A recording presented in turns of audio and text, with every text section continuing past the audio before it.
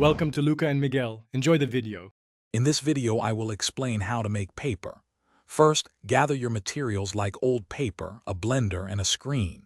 Shred the paper into small pieces, about 1-inch squares, then soak them in warm water for at least 30 minutes. This softens the fibers, making them easier to process. Next, transfer the soaked paper to a blender with more water. Blend until you achieve a smooth, consistent pulp, which is the foundation for your new paper. Once your pulp is ready, pour it into a larger container or vat and add more water. The ratio of pulp to water affects the paper's thickness, so you can experiment to find your preference. Stir the pulp well to ensure an even distribution of fibers. Now, hold your mold and decal together, dip them into the vat at a 45-degree angle and scoop up the pulp.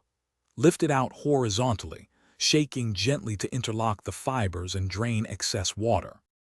Carefully transfer your wet paper sheet from the mold onto an absorbent material like felt or a clean cloth. This step is called couching. Next, use a sponge or a rolling pin to gently but firmly press out as much water as you can. This helps bond the fibers and smooth the surface. Finally, let your paper air dry completely on a flat, non-porous surface, which can take between 12 to 48 hours depending on thickness and humidity. Once your handmade paper is fully dry, carefully peel it from the drying surface. You can achieve a smoother finish by ironing the paper between two pieces of felt while it's still slightly damp, or by pressing it under heavy books.